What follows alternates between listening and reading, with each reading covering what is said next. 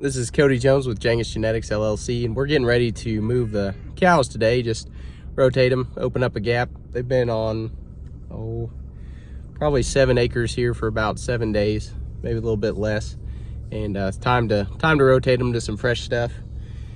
Fortunately, in this location, we got a little cold snap, but we were able to water them. I was a little worried we'd freeze up, but anyway, they're ready for a pasture rotate. So here we go.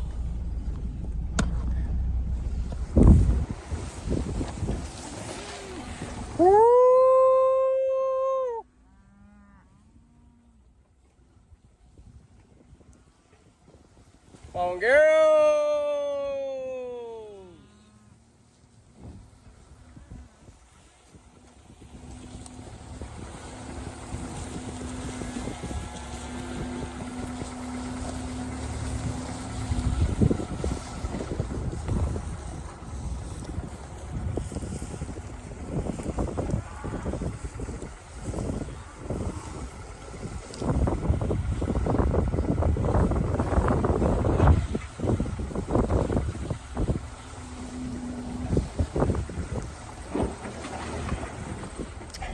So on this particular pasture, we've got water coming out of a pond, and we've been really dry this year. So one of our big challenges has been a lot of our ponds have been drying up. So we want to be in a normal winter when your ponds are full. What you can do is you can just run a siphon coming out of your tank, or loosen up the drain plug a little bit, and that leaves a constant strain of water coming out, or drill a hole or whatever you need to do. And that as long as the water is flowing through the pipe, it'll never freeze because it's coming out of the pond close to the ground, and your water's going to be at ground temperatures, and so your water tank will never freeze up, hopefully. And if it does, if you think it will, you can just release more water. So that's something we don't want to do this winter. So we do have one water tank on this farm, and there's one pond they can have full access to, but it's a calcular this year. It's one I need to build a slope going down into, put rock on. But as soon as we get enough money together, hopefully we'll put in something more permanent, like a pump or something like that, or just run some water line off the county water. But that's definitely one of the challenges we're facing, is water, especially after this dry year. In the summertime, it's in the growing season. In the spring, it's more important to move these cattle faster. Right now, I'm more worried about ground cover. I'm hoping we can hit this. It's first week in November now. I'm hoping we can hit this ground again if it's warm enough in the, after January, and then one more time, really before it gets growing real fast on us in April or May. And that to me sounds like it would be about the best deal. So I'm still learning how to do a great job of winter grazing. Always learning here on the farm.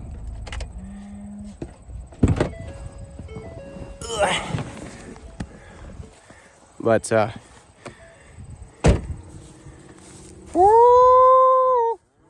looks like the deer came through and knocked my wires down, so I don't want the cows running back on me. You get them trained and they'll start jumping over a wire that's laying on the ground or something, and then you've got problems. So we want to make sure our cows are well trained to our hot wire. That way, if something does happen, the deer knocks it off, it's on the ground, they're still scared of it, they don't want to mess with it. That keeps them where we want them. The unfortunate reality of a lot of this is sometimes we have to build paddocks up next to a road too. So if you're running next to your road and all you have is these white poly wires, the deer knock them down. That's a very dangerous situation. I don't do that a lot, but I have seen it done. And I like a good high tensile hot wire. So I'll flip you around and get these girls going through.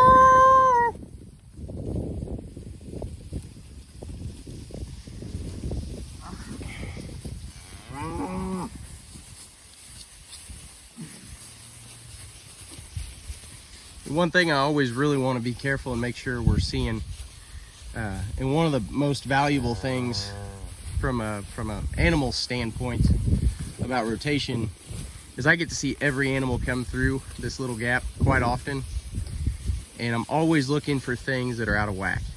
Things that, especially towards the end here, I know that I've got one calf that's limping. I want to make sure he comes through. This calf looks like he poked his eye. A lot of those issues, if there's something going on, they'll come in towards the end. I think his eye will be okay, but this one we'll have to check. Sick animal that's got his head down or not doing well, they'll come through at the end. Here's my calf. We did end up doctoring him, and he's getting a lot better, but he's sore. Here's a cow that's coming through, young cow. She's all right. But she might have stepped on something. Cattle are out here, they're living creatures, you know. They step on things, and they'll get bruises and stuff on their feet sometimes. This calf here is definitely going to be one that I'm watching. You can see he's just kind of slow and lethargic, and that's odd. That's not good. It's not a sign that they're feeling well. It's probably, just looking at him, it doesn't look like it's anything serious. He probably just has a little cold or something. But we'll get his number now. Keep an eye on him. Yeah, okay. So that's something to check when I'm back over here checking waters, and I need to be checking them. I'd like to move them every day, but I don't have the manpower and the resources. In the winter time and the drought, these step-in posts become kind of a challenge too. But anyway, they're going out on some really awesome pasture. For a drought year, you just really don't see this. We pulled off, this is our stockpile, so we pulled off of here at the beginning of August, and I think we got about 6 to 8 inches of rain over here. And this is all the grass that it made after that, which is actually not very much compared to what you would normally see, and especially in the fall. A lot of years we could have grazed this already and got this back, but where we're stockpiling like this, it's we don't know. I don't know anybody else that still has grass, so this is awesome. But I'm getting my boots out here. I'd say it's probably a solid 6 to 8 inches. Another thing you want to look for is gut fill. So the rumen cattle have 4 compartments on their stomach. That helps them turn grass into meat, you know, energy, fat, everything that they need. And if it's sunken in right here, it means they're hungry. And you can see this cow, she's fat and happy. So they came off.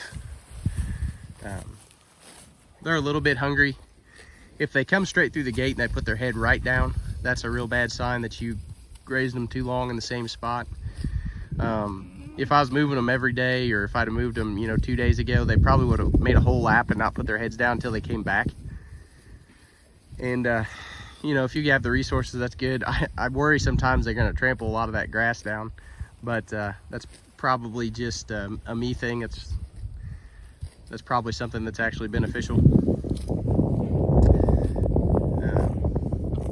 You can see this cow here. She's got a younger calf on her, but she's definitely not near as full as that other one. And she'll be one that we're going to be watching, see if she gets bred back. She's not doing a real great job with that calf there, but he's a younger one, so something to watch.